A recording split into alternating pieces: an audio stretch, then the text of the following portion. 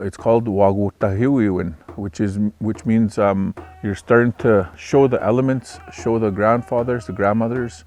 And I found that when we've been out in nature, we've been able to do things and in ways that teach us to be stronger as a team. Well, I think young people today are lost and very confused.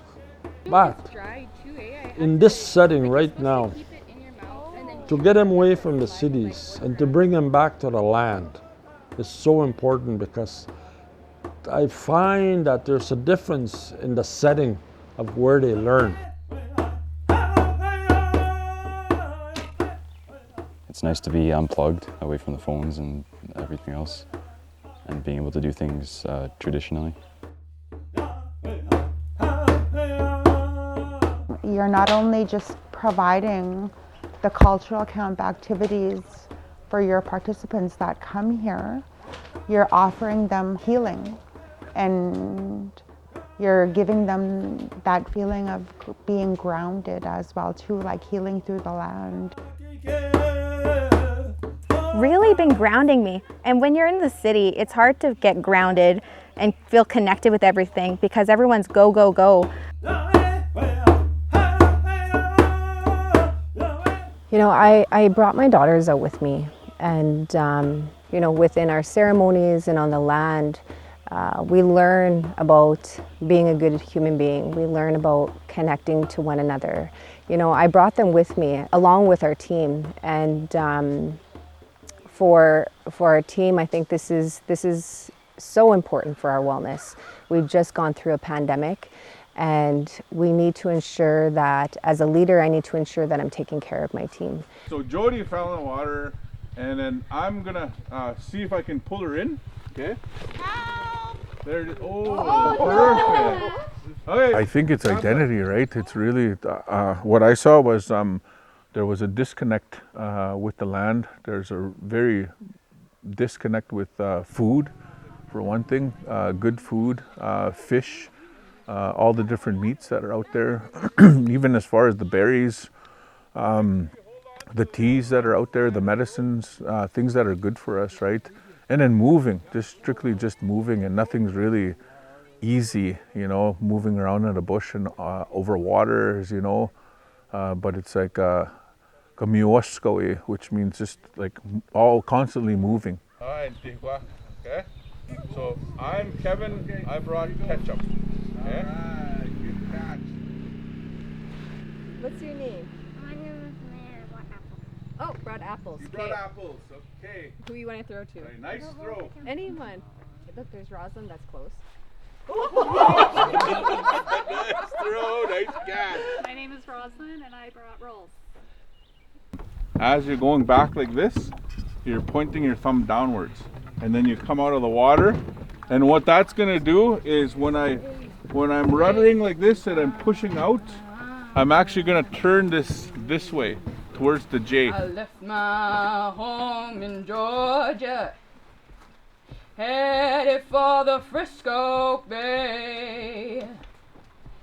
I've got nothing to live for, ain't nothing gonna go my way, so I'll just sit on the dock of the bay, watching the tide roll away. Ooh, sitting on the dock of the bay, wasting time.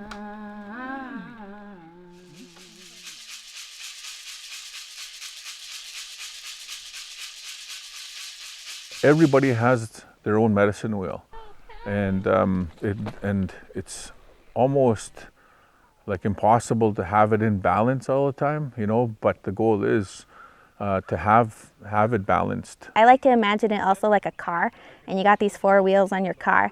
If your emotional, spiritual, or mental, physical being is like, if any one of them is damaged, your car isn't going to move forward. We encourage miyopi matsuin, walking the red road.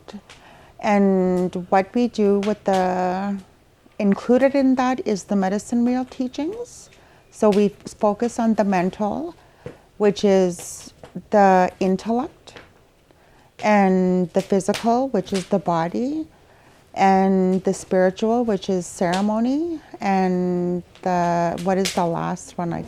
Emotional, which is the heart. All of those becoming in balance, and then that's life, you know. They say that the drum is the heartbeat of the people. And usually when I go to these round dances and I hear the sound of that drum, it's kind of like a heartbeat, like that. I think the spiritual side of the medicine wheel, that has always been a number one in our ceremonies.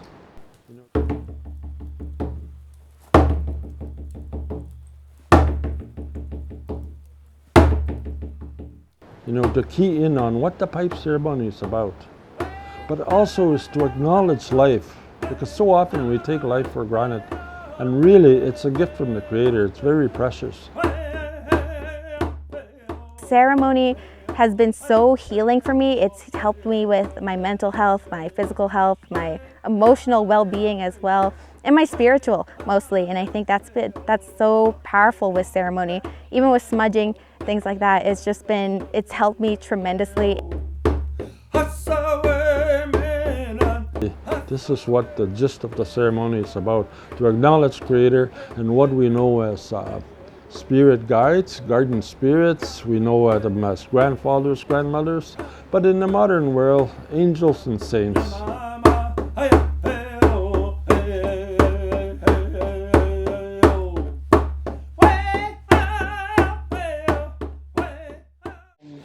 Oftentimes we are searching for places to find spaces for ceremony. In our Western or our public institutions, we're very much focused on the mental aspect.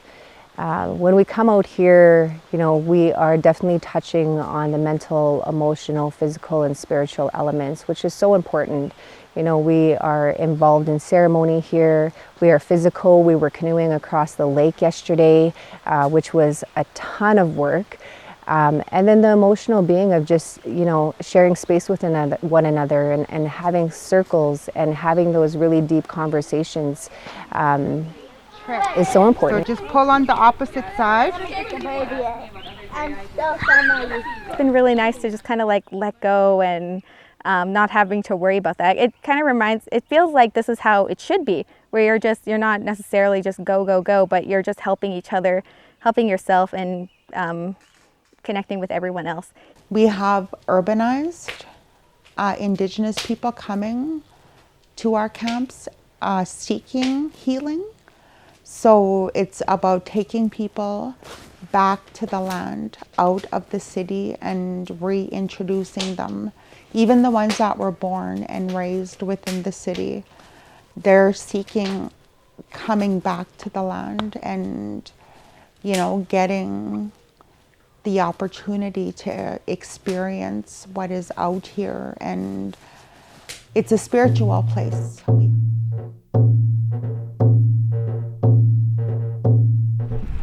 Okay, you guys can go ahead.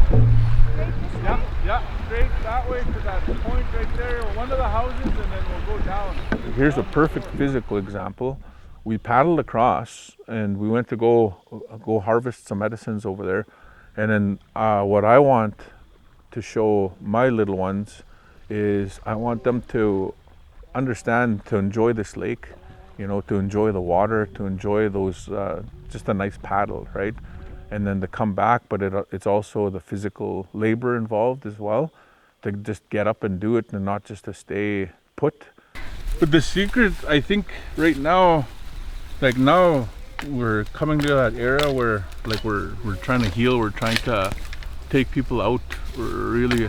And what happens is when they're pulling these roots out, they're grounding, they're connecting, but then they're also burning off, you know, those negative chemicals that get stored up in your brain, you know, and you know, and then depression will follow that, disconnection follows that.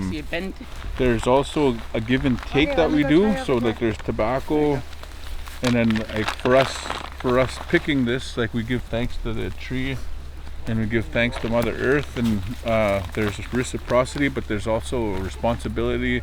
You know, we've only been out here for a few days already, and already the stress is less. You know, we don't have access to any computers, and so we are just able to be with one another. I hope I can bring this kind of mentality back to when I'm working again and in the office and connecting with students, to remind them of like how important it is to go into nature, go connect, go find your roots, literally go find roots. That's what we did today. We found spruce roots. There we go, thank you. Is this it? That's it. Okay, cool. You did it. I did it. I fell, did you see me fall over? But I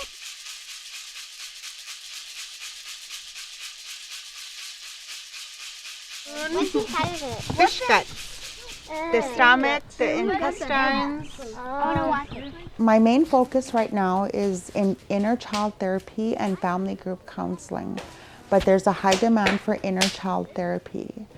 So what I have done is integrated and incorporated, as well as indigenized traditional teachings, natural law teachings, owâhkôhtahowêwin. I've worked with kids for over 17 years, and they like to be listened to.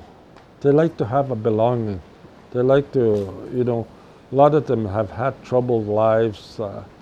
You know, of course, of our people, a lot of times have a lot of addiction problems.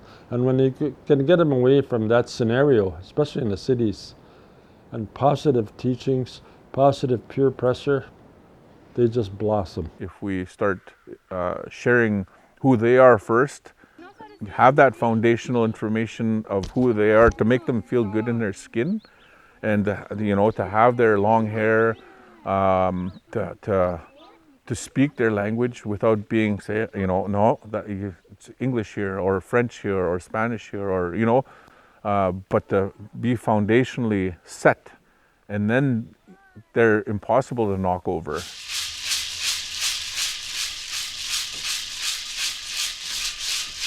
In Canada, we're very lucky. We're very lucky to have wilderness all over the place, right? We have like lakes, we have prairie provinces, we have the mountains, we have all this, like so much land that's unexplored. We have known as Indigenous people the importance of learning on the land and that connection to the land, and knowing that all beings are related, whether that be the tree or the rock, the water that we're on. And so when we're able to do that and learn from all of these elements, it's crucial. It's crucial for Indigenous people. It's crucial for us to always come back to these spaces of nature and to learn. I really believe that the teachings of new learnings in life is a gift, and to have students develop themselves now to adapt to the modern technology and worldviews, but also, really importantly, to maintain their culture and be proud of their identity. We started privileging our elders and privileging our ancestors, because they always had ancestors. They always have like or Zapan, like my old relatives, they used to do this, and there's some ancestral wisdom in that. And I think if you start listening to that and privileging their information, their teachings, they're still relevant today. Those old ways of resiliency back then, the way they used smudge, you know, they used those ceremonies, they used prayer. It's those character building blocks, right? So if you can create that and privileging the elder wisdom and the language, then it's really good to move forward. When we come out to nature and we're able to be out here, there is healing that naturally happens in this space. And so, you know, my hope for our team is that they feel better. They feel good when they leave here and they go back to their home fires. We have such a negative history, and we're stereotyped as Native people. And really, it's a real beautiful culture that we have. It's like a way of life where you're giving, you're serving, you're constantly taking care of visitors or taking care of your family, those type of responsibilities. So that's the type of new warrior, and somebody that's not afraid to cry in front of their kids, somebody that teaches their kids how to pray, how to you know, have some ups and downs, but then to show them that you're not perfect, that you're human as well, and then just to give them as many tools that'll get them through a long, healthy life as possible. Our way of life is such a beautiful life. It's such an amazing life, and it's so fulfilling. And when we can feel nurtured and we can feel loved in these spaces and in these ceremonies, we are more able to move forward in a good way.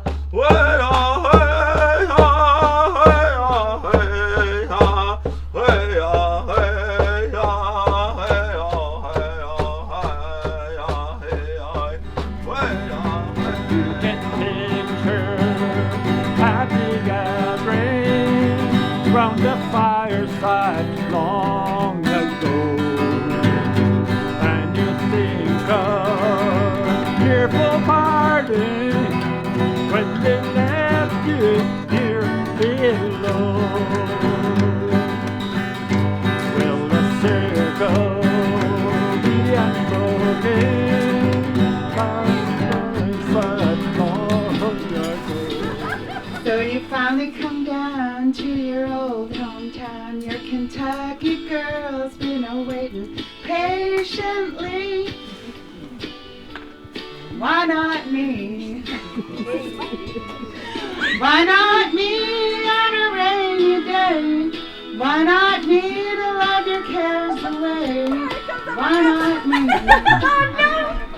Love can touch us one time and last for a lifetime and never let go till we're gone.